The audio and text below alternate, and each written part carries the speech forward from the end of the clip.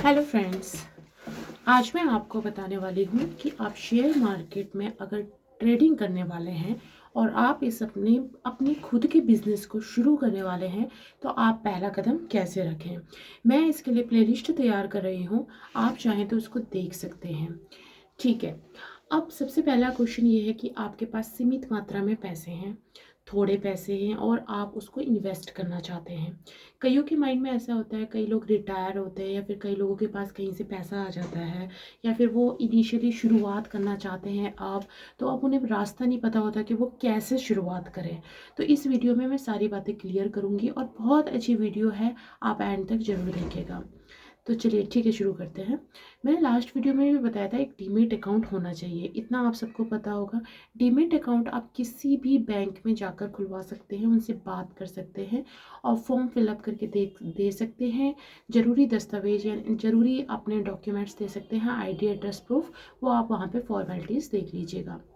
इसके अलावा मैंने आपको बताया था कि आप जीरोधा और एंजल वन, आप स्टॉक, बहुत सारे हैं इसमें, ऐप बने हुए हैं बहुत सारे। आप वहाँ भी जो है खोल सकते हैं, बात कर सकते हैं कस्टमर केयर में कि किस तरीके से ओपन करना है। चलिए, ये तो ओपन करने वाली बात थी। अब पहला, आप सपोज़ आपका डीमेट अकाउंट खुल चुका है, अब आप ट्रेडिंग करना चाह रहे हैं। तो ट्रेडिंग करने के लिए आप सबसे पहले एनएससी से स्टार्ट कीजिए। देखिए, दो तरीके के यहाँ पे हमारे पास स्टॉक होते हैं, बॉम्बे एक्सचेंज स्टॉक और नेशनल स्टॉक एक्सचेंज। ठीक है। अब आप इक्विटी के शेयर में जो है इन्वेस्ट कीजिए पहले, अगर आपको नॉलेज नहीं है, और कम मात्रा में इन्वेस्ट कीजिए। ये नहीं है कि आप सारे के सारे अपने पैसे उसमें लगा दें। ठीक है। इससे क्या होगा कि अगर मार्केट डाउन हो गई तो आपके पास पैसा नहीं बचेगा। और ये भी मैं आपको साथ साथ ये भी बताऊंगी कि आप जो है इंटरडे में इन्वेस्ट ना करें जब तक कि आप अच्छे निवेशक यानी अच्छा सा एक्सपीरियंस आपको नहीं हो जाता, तब तक आप इंटरडे की तरफ रुख ना बदलें। नहीं तो आप लॉस लेके ही जो है वहाँ से उठेंगे, ये भी हो सकता है। और ये लगा लीजिए 80% ऐसा ही होता है।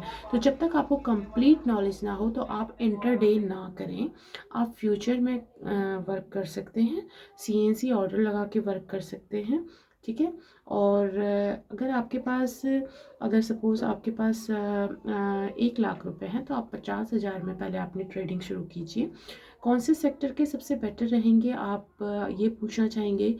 अगर आपको एक सेफ ढंग से आपको चलना है, सेफ जोन में, तो आप ये देखिए कि कौन से बैंक बहुत ही मतलब पुराने टाइम से टिके पड़े हैं, जिनके ऊपर कर्जा भी नहीं है। उनके चाहे तो छोटा मोटा आप फंडामेंटल देख सकते हैं, नहीं तो कोई बात नहीं। इसमें देखिए, SBI, state bank of India कहीं नहीं जाने वाला, आप एसबीआई में इन्वेस्ट कर सकते हैं। आप कर सकते हैं पीएनबी में इन्वेस्ट कर सकते हैं, आप कैनरा बैंक में कर सकते हैं, आप एचडीएफसी का तो एचडीएफसी, एक्सिस बैंक, ये थोड़े महंगे शेयर हैं तो आईसीआई अगर आप ले सकते हैं तो ये ले सकते हैं। ठीक है। अगर आपको लो बजट के शेयर्स पता करने हैं तो उनकी मैं लिस्ट बनाऊंगी और टॉप की कंपनीज़ के आपको मैं शेयर बताऊंगी, आप उनमें इन्वेस्ट कर सकते हैं। आप ये लगा लीजिए, जो आईटीसी का शेयर था, आईटीसी का अभी फ़िलहाल आप देखिए 2 साल पहले उसका शेयर चल रहा था 100 समथिंग पे, और अभी आप देखोगे 400 पे पहुंचा हुआ है। यही मैं आपको एक बात करूँगी, टाटा मोटर का शेयर जो था, टाटा मोटर कोरोना में बिल्कुल लो हो गया था। वो आप यकीन मानिए, अगर आप 4 साल पहले की हिस्ट्री लगाएंगे, जब कोरोना आया था तो वो 80 रुपीज़ पे, पूरी मार्केट ही डाउन हो रखी थी। अगर उस टाइम में किसी ने पैसा लगाया होता था, उसका 4 गुना 3 गुना हो चुका होता। ठीक है। उससे भी ज़्यादा हो सकता था। तो जो टाटा मोटर का 80 रुपीज़ का शेयर आज आप देखिए 400-500 रुपये पे पहुंचा हुआ है।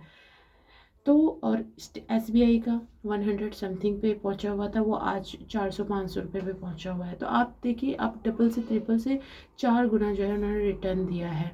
लेकिन क्रैश होने के डर से जो लोग थे, जो इन्वेस्टर्स थे, उन्होंने मार्केट क्रैश होने के डर से उस पर पैसा नहीं लगाया और सब निकालते चले गए, जिससे क्या हुआ कि मार्केट और डाउन हो गई है। और मैं आपको बताऊं अपना कि मैंने उसी वक्त जो है जो है इस बारे में तो हम बाद में बात करेंगे, लेकिन यहाँ पे मैंने जो आपको थंबनेल दिखाया है उसके बारे में बात करें कि पहला कदम कैसे रखें। तो मैंने आपको बताया कि आप ये अगर इनिशियली शुरू करें तो आप कम बजट में शुरू करें और बैंकिंग सेक्टर से स्टार्ट कर लें। और एनएससी में यानी टॉप 50 कंपनी जो एनएससी में होती है, नेशनल स्टॉक एक्सचेंज में, उसमें जो है आप जो है इन्वेस्ट करें। और उसके बाद आप इंट्राडे में ना करें, फ़िलहाल आप इंट्राडे में ना करें जब तक कि आपको पूरा नॉलेज नहीं हो सकता। देखिए, इंट्राडे में आप सेल करके भी कमा सकते हैं, सेल करके भी कमा सकते हैं, बाई करके भी कमा सकते हैं, आप जिधर चाहें उधर से घुमा सकते हैं एंट्री। लेकिन उसकी कुछ टर्म एंड कंडीशंस होती हैं और एक्सपीरियंस कभी भी एक दिन में नहीं आता है। एक्सपीरियंस लेने के लिए साल साल लग जाते हैं और आपको ज़रूरत है कोई अच्छा नॉलेज दे सके। देखिए, जो भी मेरे पास नॉलेज है मैं आप तक पहुंचाऊंगी, अब इस चैनल के माध्यम से आपको बताऊंगी, ठीक है। तो आप इस चैनल को सब्सक्राइब कीजिए विद बेल आइकन, आपको ये चीज़ें कोई भी नहीं बताएगा। देखिए, इंट्राडे में सेल करके बाय करके पैसा कमाया जा सकता है, एक बार नहीं कई बार कमाया जा सकता है। मार्जिन की रिक्वायरमेंट ब्लॉकेज अमाउंट होना चाहिए, ठीक है। अब सीएनसी में ब्लॉकेज अमाउंट होना चाहिए, प्लाज अमाउंट जिसे हम कहते हैं। अगर आपने सपोज़ आप सीएनसी का ऑर्डर लगा के काम कर रहे हैं, तो आपने सपोज़ HDFC के शेयर खरीद लिए हैं 100, तो 100 शेयर्स आपने ख़रीदे। अब आप क्या कर रहे हैं कि उस दिन तो आप बेच नहीं पाए, अब आप 4 दिन बाद उसको बेच रहे हैं क्योंकि ऊपर उसका भाव गया। तो अगर आप 2000 के प्रॉफिट में उसको सेल कर रहे हैं 4 दिन बाद, तो फिर वो शेयर लुढ़क के जो है नीचे आ गया है। अब नीचे लुढ़कते हुए आया तो उसमें 4000 का प्रॉफिट आपको, यानी बाय बैक शेयर आप करेंगे तो उसमें ज़्यादा मुनाफा होगा, ठीक है। तो थोड़ा सा ये प्रैक्टिकल में वर्क करके तब आपको समझ में आएगा, ऐसे आपको समझ में नहीं आएगा। तो इसीलिए मैं कह रही हूँ कि आप स्टेप टू स्टेप लीजिए, पहले आप थोड़ा थोड़ा करके देखिए। जैसे कि मैंने आपको बताया आपका अकाउंट खुल चुका है, मैं कोशिश करूँगी, मैं आपको लिंक प्रोवाइड करूँगी डिस्क्रिप्शन। देखिए, मेरा कोई भी स्वार्थ नहीं है, ठीक है, मैं वीडियोस बनाती हूँ, मैंने अभी तक आपको कोई डिस्क्रिप्शन में कोई आपको लिंक भी नहीं दिया है, लेकिन अगर आप कहेंगे आपकी सुविधा अनुसार मैं लिंक दे दूँगी आपको, और आप वहाँ पे जाके फॉर्म फिलअप करके आप जो है अपना अकाउंट ओपन कर सकते हैं।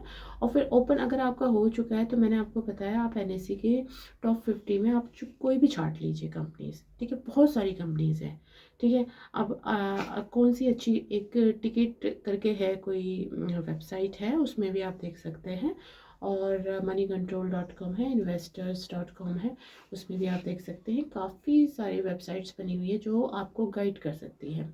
और इसके अलावा आप अपने ब्रोकर से बात कर सकते हैं, यानी जो दलाल होते हैं, ब्रोकर्स होते हैं, जहाँ पे आपने अपना ओपन किया है अकाउंट, वहाँ पे आप जो है अपनी ट्रेडिंग के बारे में आप पूछ सकते हैं कि हमें किस तरीके से ट्रेडिंग करनी है। हालांकि वो भी आपको इतना ज्ञान नहीं देते हैं, आपको जो नॉलेज लेना होगा वो खुद ही लेना पड़ेगा, क्योंकि ये हमने खुद रियलाइज़ किया है, मैंने रियलाइज़ किया है कि जो ब्रोकर्स होते हैं वो ज़्यादा बताते नहीं, क्योंकि वो खुद ही बहुत बिजी होते हैं, उनके पास इतना काम होता है, वो जल्दी जल्दी निपटाते हैं।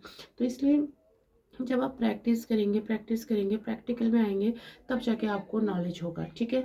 अब आप क्या, छोटी छोटी बातें निकल के आ जाती है ट्रेडिंग में कि अरे ऐसा करूँगा तो कहीं लॉस ना हो जाए, ऐसा अगर मैंने इसको एग्जीक्यूट कर दिया तो कहीं कुछ गलत ना हो जाए, सब डरते हैं। इसीलिए आप इस चैनल को सब्सक्राइब कीजिए, ठीक है।